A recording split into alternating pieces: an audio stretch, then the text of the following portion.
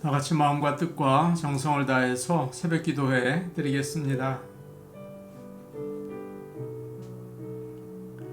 예수께서 이르시되 나는 부활이요 생명이니 나를 믿는 자는 죽어도 살겠고 무릇 살아서 나를 믿는 자는 영원히 죽지 아니하리니 이것을 내가 믿느냐. 아멘. 찬송가 425장 부르겠습니다. 425장입니다.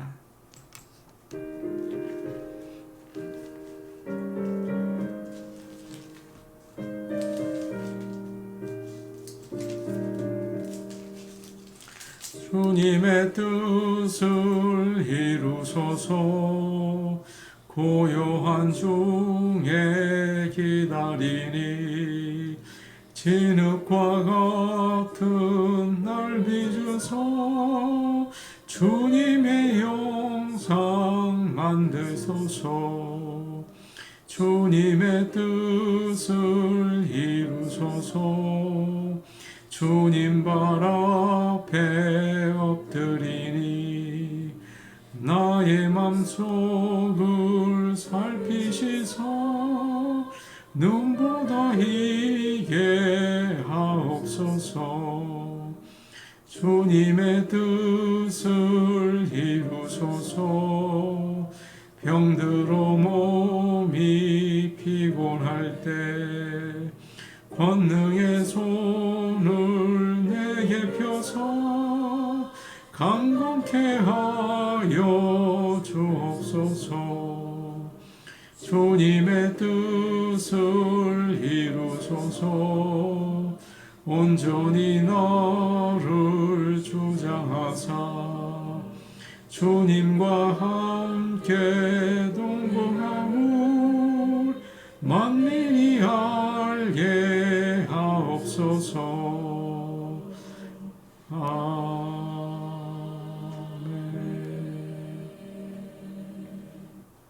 찬송가 426장입니다. 426장입니다.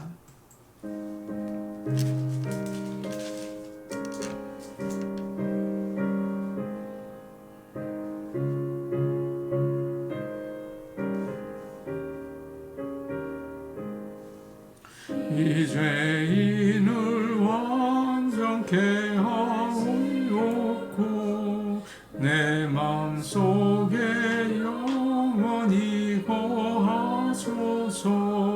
죄 가운데 빠졌던 몸과 마음을 흰 눈보다 더이게 하옵소서.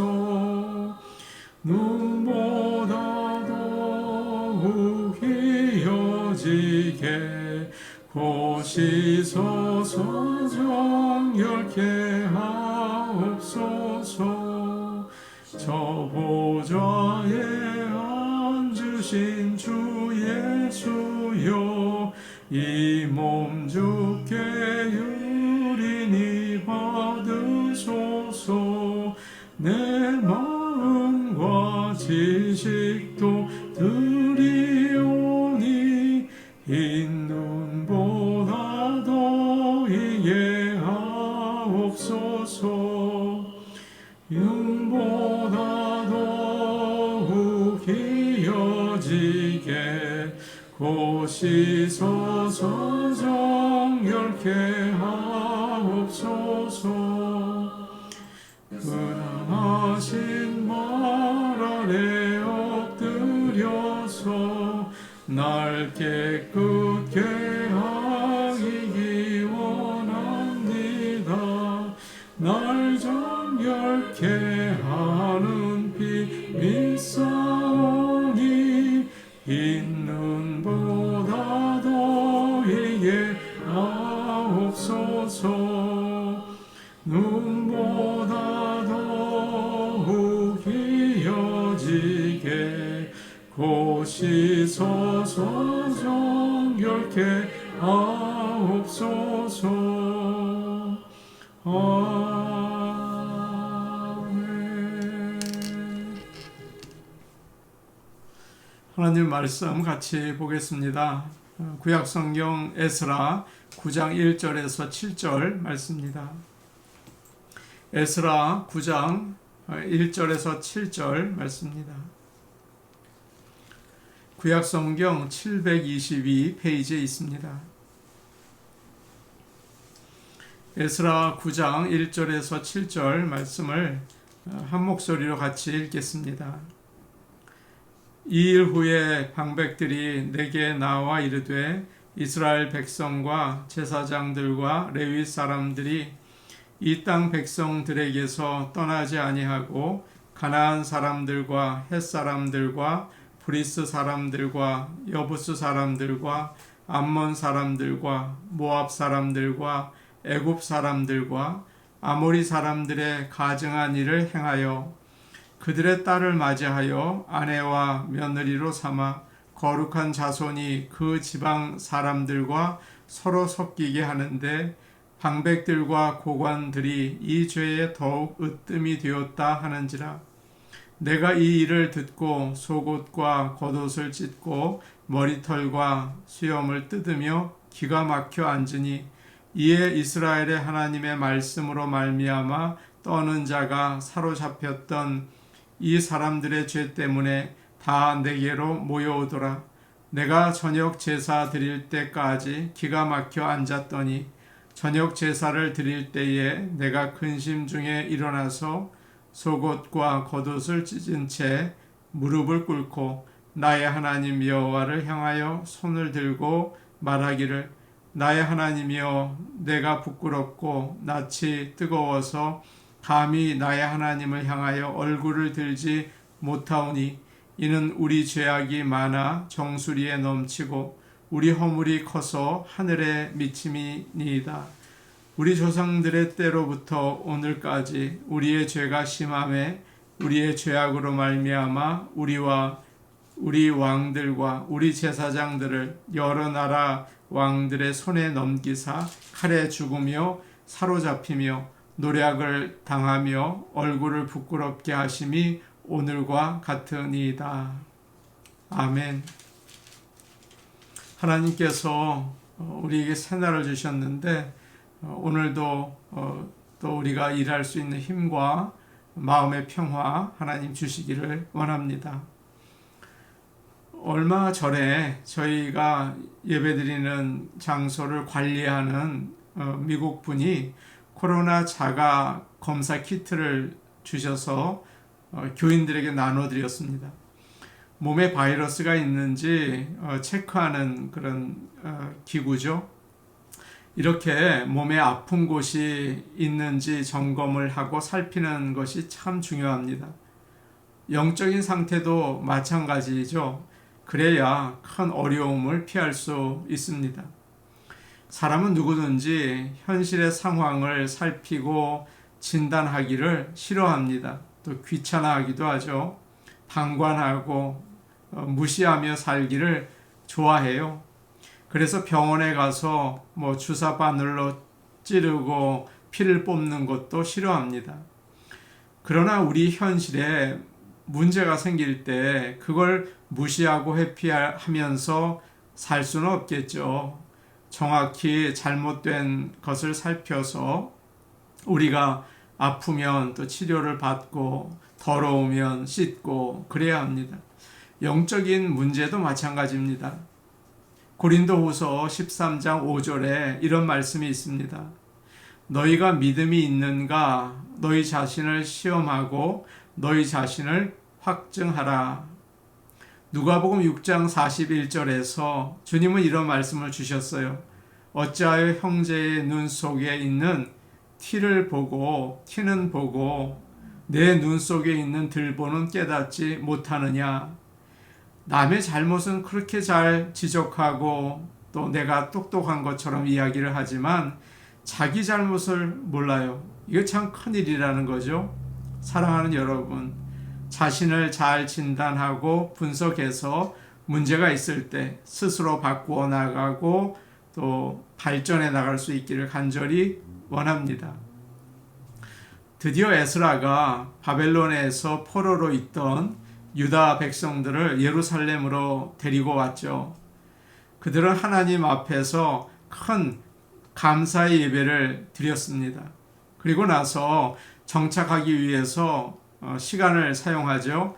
살 집을 마련하고 농장을 만들고 짐승들이 머물 수 있는 우리를 세우고 또 예전에 알고 있던 가족들을 만나고 바쁘게 지냈을 것입니다. 에스라도 페르시아의 왕이 부탁한 일들을 하느라고 정신없이 지냈을 거예요. 이렇게 한 4개월 정도가 지났습니다. 그러던 어느 날 유다 지도자들이 에스라에게 와서 충격적인 소식을 알려준 것입니다. 예루살렘에 사는 유다 백성들이 그 지방에 있는 이방인 여자들과 결혼을 해서 아내와 며느리로 삼는다는 소식이었죠.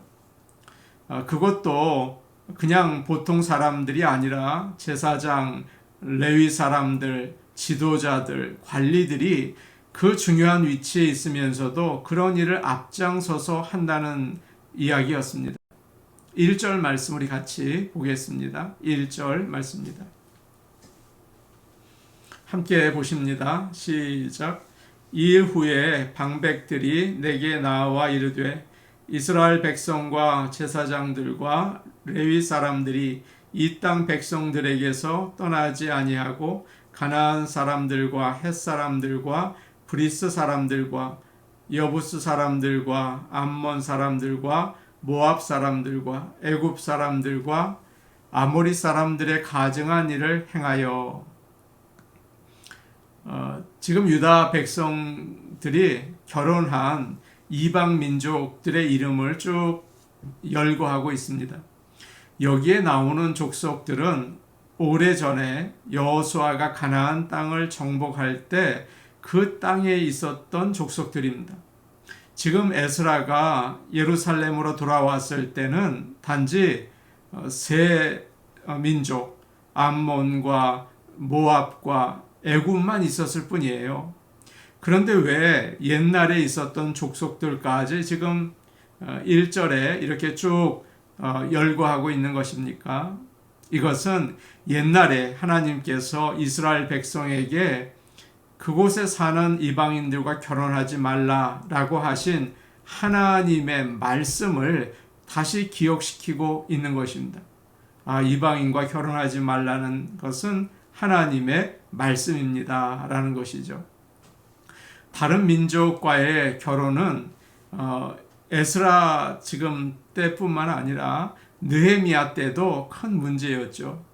지금 유다 백성들의 문제는 그렇다면 다른 민족과 국제 결혼하는 것이 그 이슈입니까? 반드시 그렇지는 않죠. 오늘날 다른 인종이나 민족과 결혼하면 안 된다고 하면 아마 그것은 큰 인종차별이 될 것입니다. 그렇게 해서는 안 되겠죠? 룻은 모압 여인이었어요. 그런데 모압은 지금 1절에 나와 있는 결혼해서는 안 되는 민족 중에 하나 아닙니까? 그러나 그녀는 이스라엘 사람 보아스와 결혼을 해서 예수님의 조상이 되었죠.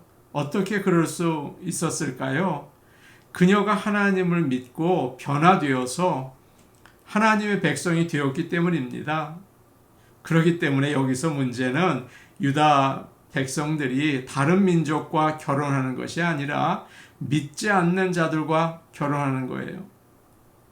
2절에서 지금 에스라에게 보고하고 있는 방백들이 이렇게 또 이야기를 합니다. 2절 말씀인데 우리 같이 보겠습니다. 2절입니다. 시작. 그들의 딸을 맞이하여 아내와 며느리로 삼아 거룩한 자손이 그 지방 사람들과 서로 섞이게 하는데 방백들과 고관들이 이 죄에 더욱 으뜸이 되었다 하는지라. 2절 말씀 중간에 거룩한 자손이 그 지방 사람들과 서로 섞이게 했다라는 말이 나오죠. 유다 백성들은 거룩한 자손입니다. 하나님의 백성이죠. 하나님의 백성으로 살기 위해서는 주위에 믿지 않는 민족들과 구별되는 다른 생활을 해야 한다는 말이죠. 신명기에서 하나님은 이방인들과 결혼하는 것을 금지시키시는 이유에 대해서 말씀해 주십니다. 내 딸을 그들의 아들에게 주지 말 것이요 그들의 딸도 내 며느리로 삼지 말 것은 그 백성들이 내 아들을 유혹해서 여호와를 떠나고 다른 신들을 섬기게 할 것이기 때문이다.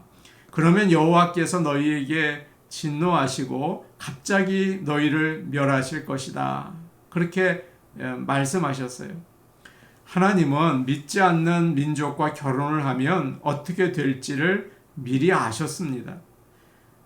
이스라엘 백성들이 믿지 않는 배우자에게 우리 우상을 버리고 참 하나님을 믿읍시다. 그렇게 권유하기보다는 오히려 이방 여인들의 영향을 받아서 하나님을 예배하면서 동시에 그들의 우상까지 섬기는 일을 하게 된 것입니다. 이것이 이스라엘 백성의 아주 고질적인 문제였죠. 이것을 가리켜서 혼합주의라고 해요. 하나님을 버리거나 부인하지 않습니다. 그러나 동시에 세상 사람들의 생각과 행동을 따라서 사는 거예요. 혼합되어 있어요. 그러다가 믿는 사람들이 점점 세상 사람들과 비슷하게 되는 거죠. 믿지 않는 사람들과 거의 같아지는 것입니다. 하나님은 이것을 아시고 이방 사람들과의 결혼을 금지하셨어요. 하나님의 백성은 세상 사람들과 다르게 살아야 합니다. 그렇지 않으면 세상 사람들이 되는 거죠. 사랑하는 여러분, 여러분은 세상 사람들과 다르십니까? 아니면 비슷하십니까? 예수님이 제자들에게 말씀하셨습니다. 너희는 세상의 소금과 빛이 되라. 그렇다고 세상과 같아지라는 말은 아니다. 그런 뜻이에요. 야고보서 4장 4절입니다. 간음한 여인들아, 세상과 벗된 것이 하나님과 원수됨을 알지 못하느냐. 그런즉 누구든지 세상과 벗이 되고자 하는 자는 스스로 하나님과 원수가 되는 것이라. 요한일서 2장 15절 말씀입니다. 이 세상이나 세상에 있는 것들을 사랑하지 말라. 누구든지 세상을 사랑하면 아버지의 사랑이 그 안에 있지 아니하니라. 그렇게 말씀하셨어요. 에스라는 이 뉴스를 듣고 당연하게 받아들이지 않습니다. 아, 그렇지. 믿는 사람도 세상 살다 보면 믿지 않는 사람과 결혼할 수 있지. 그렇게 당연하게 받아들이지 않았어요. 어떻게 반응하고 있습니까? 3절 말씀인데 우리 같이 보도록 하겠습니다. 3절 말씀입니다. 같이 읽습니다. 시작. 내가 이 일을 듣고 속옷과 겉옷을 찢고 머리털과 수염을 뜯으며 기가 막혀 앉으니. 에스라는 이 보고를 듣고 옷을 찢고 무릎을 꿇고 손을 들고 머리카락과 수염을 뜯으면서 기도했습니다. 이렇게 기도했죠. 이제 밑에 나오는 내용인데요. 하나님, 우리의 죄가 심해서 다른 나라에 포로로 가게 하셨습니다. 그러나 우리를 불쌍히 여기셔서 돌아와서 성전을 다시 세우게 하셨는데 우리가 다시 죄를 지었습니다. 우리가 다른 백성과 결혼하면서 살고 있습니다. 용서해 주십시오. 진노하지 말아 주십시오. 울면서 기도를 했어요. 무엇이 에스라를 이렇게 만든 것입니까? 하나님 말씀 앞에서 자기 민족의 모습을 본 거예요. 우리는 나의 삶을 무엇에 비추어 보고 있습니까? 내 기분이나 아니면 다른 사람들과 비교해서 나를 보고 있습니까? 에스라는 오직 하나님의 말씀이 나를 비추는 거울이라고 생각하고 그 말씀을 보면서 나를 보고 또 민족을 보고 회개하고 새로운 인생을 살려고 했던 것입니다. 믿는 우리는 타락한 세상에 살면서 죄에 익숙해지기가 참 쉽죠. 처음에는 죄를 보고 아주 미워하고 놀랍니다. 아니 어떻게 이런 일을 할 수가 있나. 그런데 그 다음에는 안타깝게 생각해요. 참 안 됐다. 어떻게 이런 죄를 졌나. 안타깝다. 그리고 나중에는 아주 일반적으로 보통으로 받아들입니다. 살다 보면 그럴 수도 있지. 그래서 죄를 이해하고 받아들이기까지 하죠. 우리 자신에 대해서도 그래요. 우리가 죄를 지을 때 참 너그러울 때가 많습니다. 나의 죄를 정당화한다고요. 그 사람 때문에 내가 그랬다. 그리고 그 죄를 묻어두고 나중에는 그런 죄를 보면 죄인지도 모릅니다. 한 크리스천 남자가 다른 여자를 좋아해서 이제 살고 있던 아내와 이혼을 했습니다. 그는 이런 말을 했다고 해요. 나는 새로 만난 그녀가 너무 좋습니다. 나와 딱 맞는 것 같아요. 그래서 아내와 이혼해야겠다라고 생각했습니다. 반대로 한 크리스천 여인이 다른 남자를 만나서 지금 살고 있던 남편과 이혼을 합니다. 그녀도 똑같이 이야기를 한다고 해요. 나는 그 남자가 너무 좋습니다. 나와 잘 맞습니다. 지금 사는 남편과는 정말 맞지 않는 인생을 살았습니다. 라고 했다는 거예요. 오늘날 믿는 사람의 기준이 어떻습니까? 하나님의 말씀이 아니라 나의 감정이 될 때가 많고 세상의 문화를 따라갈 때가 참 많아요. 말로는 하나님을 믿는다고 하지만 세상 사람들이 어떻게 하나, 나의 기분이 어떤가, 거기에 따라 살 때가 많죠. 그리고 그걸 죄라고 생각하지 않습니다. 다 그렇게 사니까요. 사랑하는 여러분, 우리는 오늘 에스라에게 배워야 합니다. 하나님의 말씀에 비추어서 나를 볼 수 있기를 원합니다. 그리고 내 죄를 보고 올바로 반응하기를 원해요. 미워하고 안타까워하고 철저히 회개하기 원합니다. 사랑하는 성도 여러분, 저와 여러분의 모습은 어떻습니까? 정말 세상 사람과 다릅니까? 아니면 우리가 세상 사람과 거의 비슷한 모습으로 살고 있습니까?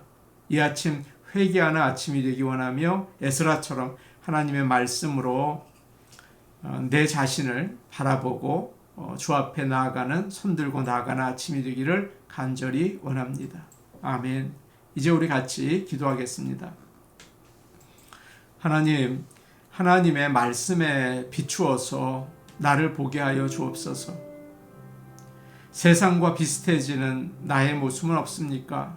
안타까워하며 회개하고 주님께 눈물로 돌아올 수 있는 아침이 되기를 원합니다. 성령으로 인도하여 주시옵소서. 수요 예배를 위해 기도하겠습니다. 수요 예배에 부흥을 주옵소서.